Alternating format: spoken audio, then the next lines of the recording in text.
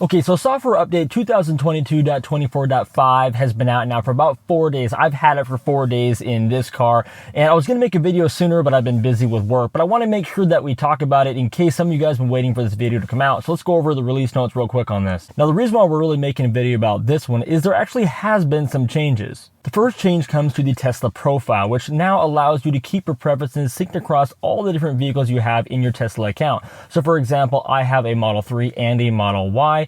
And so based on that profile, as I switch cars, it'll keep those same profiles. And those profiles include things like mirrors, seating and steering wheel adjustments, autopilot, driving and climate control preferences, navigation, media, and data sharing. Also, let me know if you guys have seen this up here before, having your actual charging showing on the tops of the screen right there. I don't remember seeing that before, but it very well could have been there. So one thing you see differently right off the bat when you get into your driver profile settings is you now have an image right here, and that is pulled off of the Tesla app. So you can see a little picture of yourself in here. And then down here, you have a new spot that says copy settings from existing profile. And you can just choose a profile underneath our account. We have both my wife and I's profile. So you can just sync it right there. So if I got into my Model 3, for example, and say my profile settings were not set up, I could go right in there as long as I'm logged into the right account, choose my profile, and it'll download all my settings right here to this car. Pretty awesome. And of course, if I bought a new car, I wouldn't have to go and adjust it all, my radio settings, navigation settings, all that.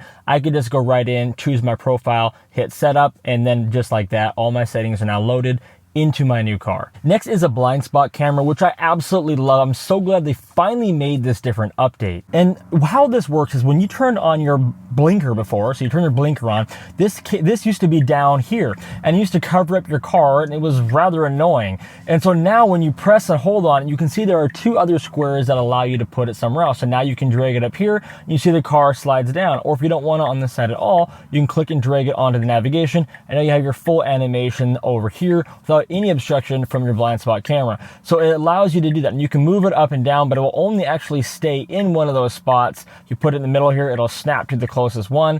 But it's really nice that we now have that ability to move that around to wherever our preferences are. And I'm really excited to see this because I've been wanting the ability to kind of use as like widgets to move stuff around on the screen forever. And I'm super excited to see that Tesla is starting to make little changes like that so we can add some kind of customization here to our screen. Now, the next update is to the actual Sentry sounds that are made. So to prevent disturbing neighbors, you can now disable the sounds made by Sentry mode, and the mobile apps will still be sent to you. But to do this, you go into Controls, Safety, Sentry mode, and disable Sentry sounds. So how that looks is like this.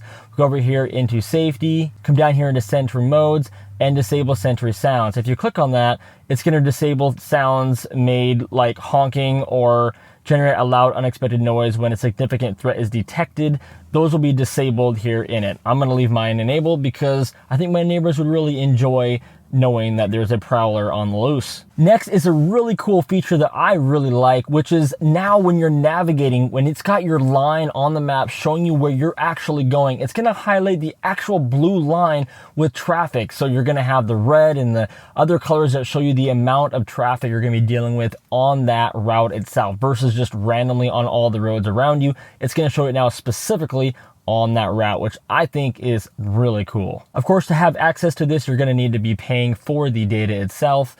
But if you do have that, you'll be able to use this. So for example here, if we come and take a look at my route here, going from my house down to Gig Harbor, you can see here that now on the actual I-5 itself, you're seeing the different traffic that I'm going to be dealing with along that route to really help me make my route plan and just kind of what to expect, which, hey, anything like that, I'll take it. And then there's another update to the driver profiles, which says any navigation recents or favorites will now be saved to the active driver profiles. So that's talking about here inside of your driver profile. So all your recents in here will follow you around from your different cars based upon your profile. So those are some of the new updates that have come to this specific update. If you haven't seen that already, this has already been out for 4 days, so most of you guys have probably already seen that, but I just want to take a look a second and share with you guys what that is if you're still waiting for it. Also, I took the car out and did a bunch of drives with it like I usually do, and there was really no changes to the line control, cornering, no real changes to the autopilot. I always try to look underneath the hood, so to speak,